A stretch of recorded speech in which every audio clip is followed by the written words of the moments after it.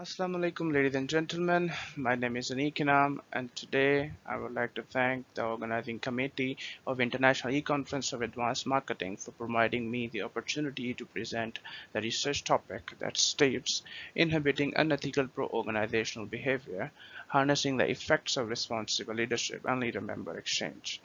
My co-authors include Professor Dr. Hojo An, Associate Professor Dr. Siri, and Dr. ROSMAH Mohammed, and we are affiliated from University PUTRA, Malaysia.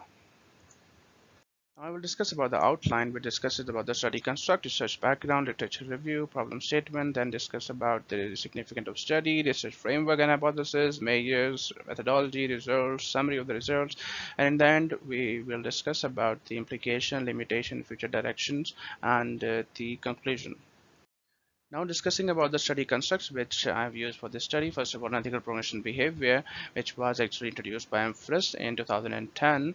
She states that ethical progression behavior are those behavior which are executed to promote the effective functioning of the organization and its member, but during this process the fundamental standards based on laws, moral conduct, societal norms are violated. Some of the examples are that these violations exist and exaggeration of truth are there, withholding the refund of the customer, and some examples include with misrepresenting the truth, withholding the negative information, and giving good recommendation to incomplete employees who are going in other organization. And the other study constructs include responsible leadership and leader member exchange. So responsible leadership actually takes care about the organizational members and also the society at large as well. And leader member exchange is the relationship between the leader and its member, and it can be in the form of a higher order relationship and the lower orders, which are more transactional in nature. Now we'll discuss about the research background and eye-opening historical and statistical evidences all around the world and in Pakistan. So we have seen that so many of the companies they were fined, the society at large were affected, and some companies they got bankrupt, some companies they got heavily fined and given the show cause notices. So to understand more, we have seen that Pakistan is more a collective society because of the less code in the individualism element in the hosted insight. And then we have seen that the penalties and the faulty services in Pakistan are also increasing. So this shows that unethical professional behavior is a serious concern. Now, when we discuss about the literature review, we've seen that less work have been done in role of leadership in ethical decision making when we talk about ethical progression behavior, rather than we have seen that larger amount of work have been done regarding the cognitive processes and identification, intergroup work relationship, and its relationship with unethical progression behavior. Regarding the problem statement of this study, we have seen that the leaders are doing some actions which actually are focused to promote the profit of the organization, to increase the benefit of the organization, but they are unethical in nature.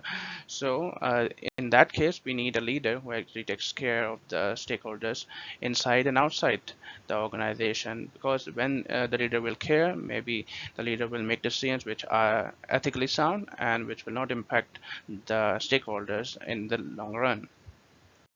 So based on this problem, we have formulated three major research questions. The first is, does responsible leadership negatively relates with unethical pro-organization behavior? Second is, how leader-member exchange influence unethical pro-organization behavior? And the third is, does leader-member exchange mediate the relationship between responsible leadership and ethical pro-organization behavior? Now we will discuss about the significance of study. First of all, the theoretical significance. We have seen that the employees are facing the ethical dilemma when they are doing the work, especially in the marketing and sales department.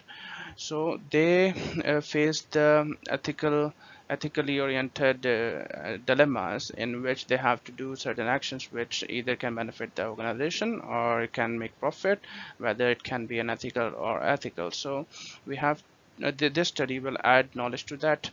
And the second point is that we have seen that not enough work have been done regarding the relationship between responsible leadership and unethical progression behavior, so it will add more academic knowledge to it as well. And the third is that the study expand preceding studies on leadership and UPB, as we have seen in the literature review slide that less work have been done on leadership and unethical progression behavior. Now moving forward toward the managerial significance, so we see that on the practical perspective. So this will help in understanding that we have to consider all the stakeholders when making an ethically sound decision for the organization and the society. So how the practical significance would be that the managers can induce this responsible leadership thing in the organization by leadership, policy making, appraisal, and training.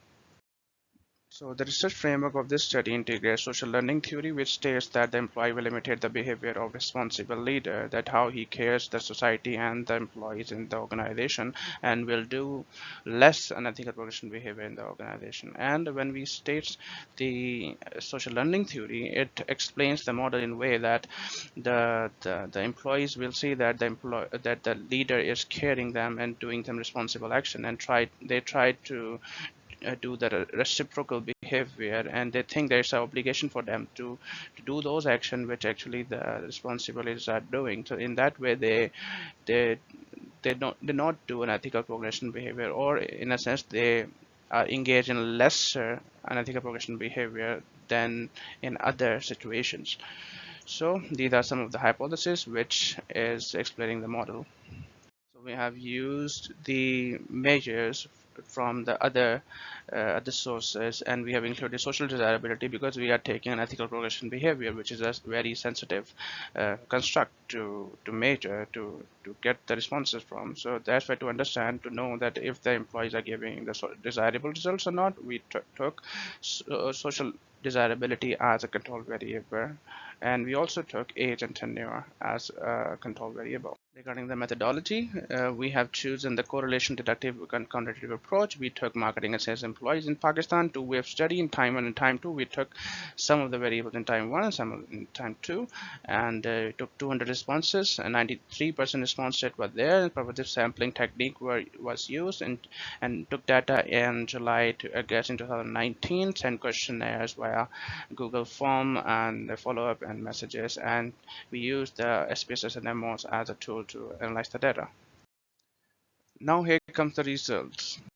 So regarding the analysis, we have done the descriptive statistics, correlation results, measurement, assessment results. All of it shows that the model is fit and the correlation between the variable exists as predicted. Now, when we discuss about the standardized regression wage estimation, we have distributed the data into two parts: less than 7 years of tenure and greater than 7 years of tenure. We have seen that all the hypothesized relationship was significant, and the control variable were not that much significant. It shows that there exists a relationship between the variables as predicted. We did mediation analysis in MOS, and we have found the significant mediation, partial mediation between the responsible leadership and ethical progression behavior via leader-member exchange. So this is the summary of the results, which you can see.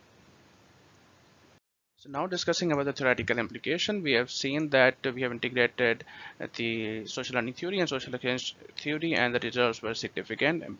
The previous studies have shown that leader-member exchange can actually increase the ethical progression behavior because they want to reciprocate the behaviors and reciprocate to help the organization, and they do unethical behaviors. But our study showed that when there is responsible leadership, then the employees will be more ethically sound, and then they will do less unethical progression behavior. So moving on toward the managerial implication, we have seen that the training and appraisal and the organization practices can help us in enhancing the responsible leadership among the leaders of the organization, and also we have to promote the morality and ethics to different training and soft skill workshops, and also we have to tell the employees to so many incidents regarding ethical progression behavior by storytelling, and we can also check from 360-degree feedback that whether the employees are making decision unethically or ethically.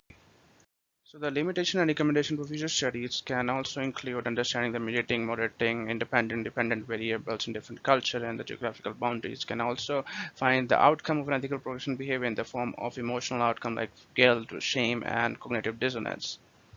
So now the conclusion of this study shows that leader-member exchange mediates the relationship between responsible leadership and unethical progression behavior, and the theoretical lens which we have used were social learning theory and social exchange theory, which actually found to be significant.